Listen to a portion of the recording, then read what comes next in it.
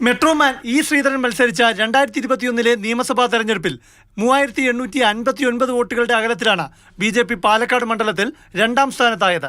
ആഞ്ഞുപിടിച്ചാൽ ഉപതെരഞ്ഞെടുപ്പിൽ പാലക്കാട് പിടിച്ചെടുത്ത് നിയമസഭയിൽ വീണ്ടും അക്കൗണ്ട് തുറക്കാമെന്ന കണക്കുകൂട്ടലിലാണ് BJPയുടെ കരുനീക്കങ്ങൾ.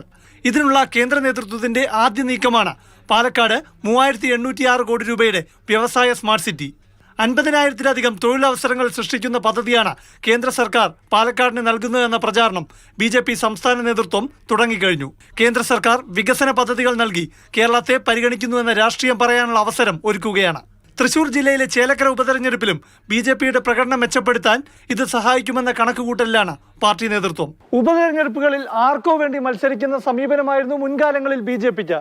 പക്ഷേ ലോക്സഭാ തെരഞ്ഞെടുപ്പിലെ മികച്ച മുന്നേറ്റത്തിന്റെ പശ്ചാത്തലത്തിൽ ഇത്തവണ സീറ്റ് പിടിച്ചെടുക്കണമെന്ന വാശിയിലാണ് കേന്ദ്ര നേതൃത്വം. അതായത് നിയമത്തെ നഷ്ടം നികത്തണം. അതുകൊണ്ട് കെ സുരേന്ദ്രനെ അടക്കം മത്സര ചിത്രത്തിൽ പ്രതീക്ഷിക്കാം. പാലക്കാട് സീറ്റിൽ മത്സരിക്കാൻ BJP ജില്ലാ കമ്മിറ്റി 3 പേരുകളാണ് മുന്നോട്ട് വെച്ചിട്ടുള്ളത്. ശക്തമായ മത്സരം കാഴ്ചവെച്ചാൽ വിജയിക്കാൻ വരെ അവസരമുണ്ട്. അതിനാൽ സംസ്ഥാന അധ്യക്ഷൻ കെ സുരേന്ദ്രൻ തന്നെ മത്സരരംഗത്തിറങ്ങിയാൽ വിജയപ്രതീക്ഷയുണ്ടെന്നാണ് നേതാക്കളുടെ കണക്കുകൂട്ടൽ. കേന്ദ്ര നേതൃത്വമാണ് തീരുമാനമെടുക്കേണ്ടത്. ലോക്സഭാ തെരഞ്ഞെടുപ്പിൽ മികച്ച പ്രകടനം കാഴ്ചവെച്ച മണ്ഡലത്തിൽ സുപരിചിതനായ സംസ്ഥാന ജനറൽ സെക്രട്ടറി C കൃഷ്ണകുമാറിനാണ് അടുത്ത സാധ്യത.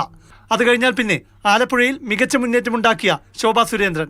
പാലക്കാട് കോൺഗ്രസ് സ്ഥാനാർത്ഥിയായി രാഹുൽ മാങ്കൂട്ടത്തെ രംഗത്തിറക്കിയാൽ കെ കരുണാകരന്റെ മകൾ പത്മജയെ മത്സരിപ്പിക്കുന്നതിനെക്കുറിച്ചുള്ള ആലോചനകൾ ഒരു ഘട്ടത്തിൽ BJP നേതാക്കൾക്കിടയിൽ ഉണ്ടായിരുന്നു.